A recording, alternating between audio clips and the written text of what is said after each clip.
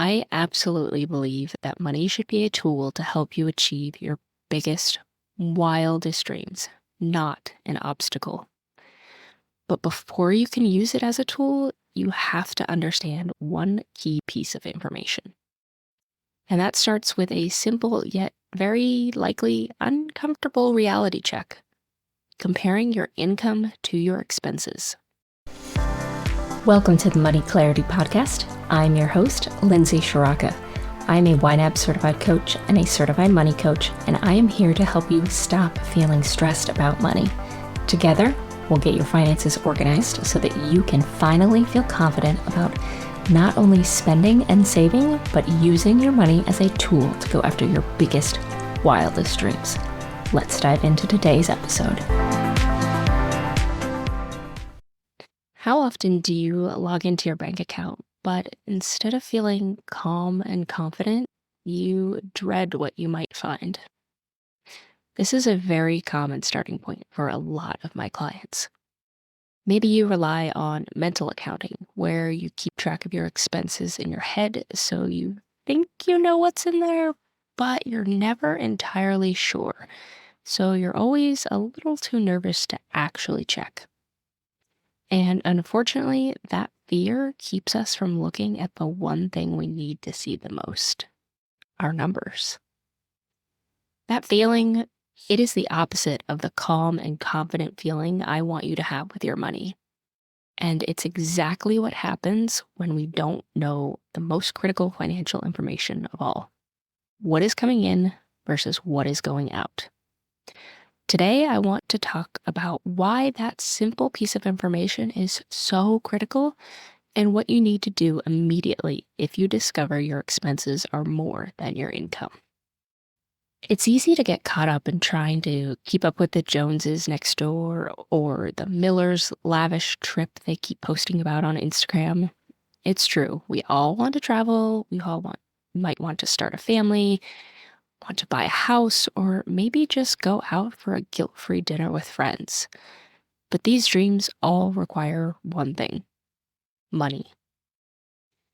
I absolutely believe that money should be a tool to help you achieve your biggest, wildest dreams, not an obstacle.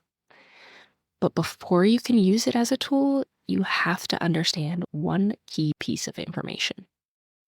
And that starts with a simple yet very likely uncomfortable reality check, comparing your income to your expenses. Knowing which one of these numbers is bigger is the absolute first piece of information that you need to know when you are starting to work on your finances. Because if your expenses are more than your income, you are likely creating debt each and every month. And honestly, that is simply not sustainable, and you need to consider making some changes, and quickly. Now, maybe you're thinking, wouldn't it just be easier if I just stuck my head in the sand and hope that everything works out? Absolutely, it would be easier, but it likely will not solve any of your financial problems because, unfortunately, hope is not a plan. You've made it this far into this episode, so hopefully the real talk isn't too much. But remember, you're here for a reason. Take a deep breath and go find your numbers. Monthly expenses versus monthly income. Which one is more? I'll wait here while you do. Okay, so you've taken the leap and looked at the numbers. You've added up all of your monthly income, your salary, any side hustle money, maybe a little extra from selling things on the side, and you compare it to your expenses. First of all, congratulations on facing this number. I know it is not easy. I am all about celebrating the wins, no matter how big or small, so take a moment to give yourself some credit for that. Okay, now for the result. Is your number positive or negative? Let's say that you are looking at a negative number. Your expenses are actually more than what's coming in. I want you to hear this loud and clear. This is a signal, not a judgment. It's your money's way of telling you that something needs to change. This is the moment to get serious about your financial well being because if you don't, you will simply continue to build debt. And that is not the future I want for you. And I'm guessing you are also not wanting that either. Now, because you are starting with a negative number, I can tell you that you are going to need to make some changes. But if you don't know why you're making those changes, you're never going to stick with it. This is the part of the money journey that often gets skipped, but is so, so important. We can cut out all the lattes and all the subscriptions we want, but if we don't have a clear vision of what we're working towards, it's just going to feel like restriction without any purpose. Think about it this way. What's the difference between a sacrifice and an intentional choice? The difference is your why. A sacrifice feels like you are giving up something for nothing. But an intentional choice means you are giving up something for something better. It's about deciding what is truly important to you and making sure your money is aligned with that. Let me share a quick personal story with you.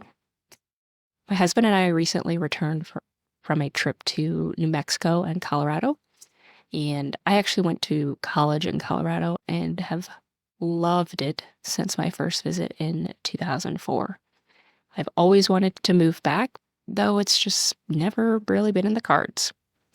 So imagine my surprise when my husband started talking about how much he was loving it out there. Now, if you've never been out west, there is something truly magical about it. Even I was surprised by how much I enjoyed New Mexico's deserts this time around.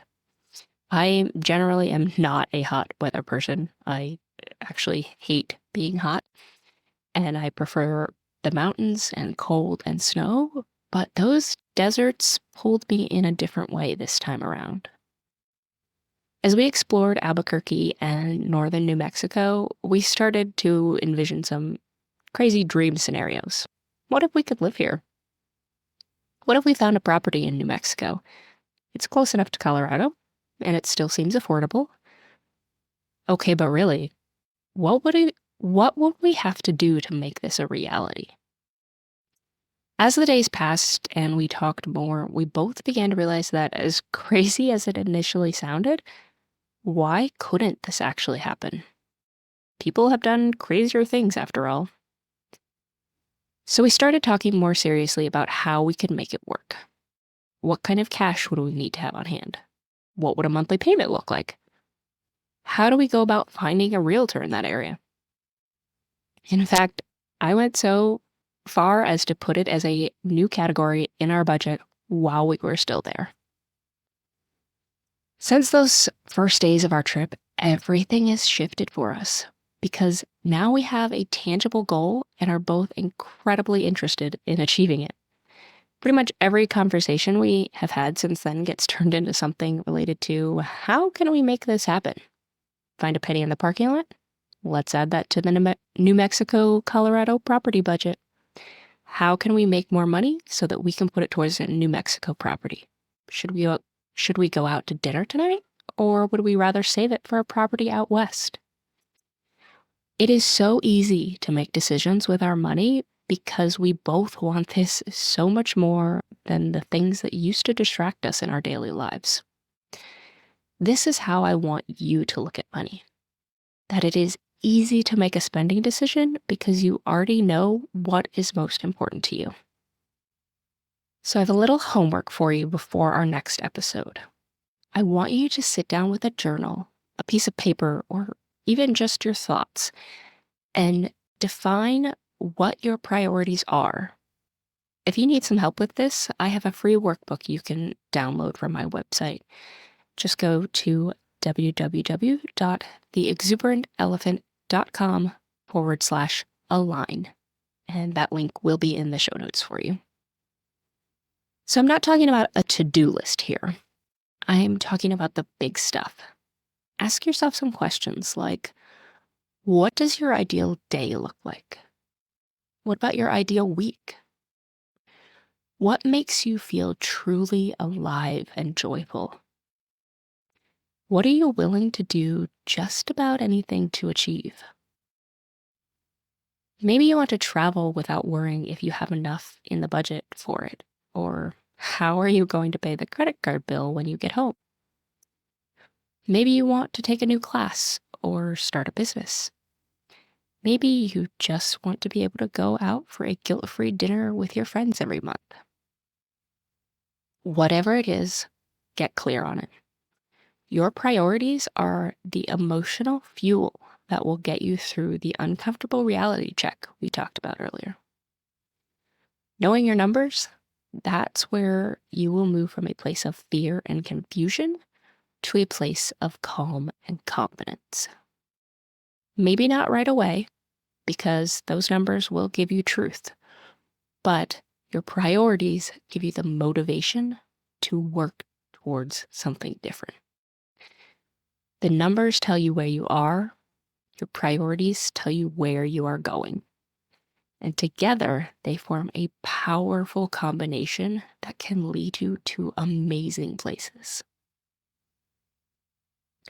Okay, so what's next? In our next episode, I'm going to get into the 3 specific steps you can take once you know your numbers and you have a clear set of priorities. We'll talk about how to stop the bleeding, finding the leaks in your spending, and making intentional cuts that actually feel good because you know they are serving a bigger purpose. Until then, your biggest, wildest dreams are within reach. Let's go make some money moves so that you too can start to experience financial freedom. That's all for this episode of the Money Clarity Podcast. My hope is that today's conversation gave you a little bit of clarity and confidence to take the next right step. If you're ready to dive deeper into your relationship with money, you can find more resources, both free and paid, at theexuberantelephant.com/everything. You can also find that link in the show notes. And if you're enjoying the podcast, please leave a rating and review. It really helps the show reach more people just like you. Talk to you next time.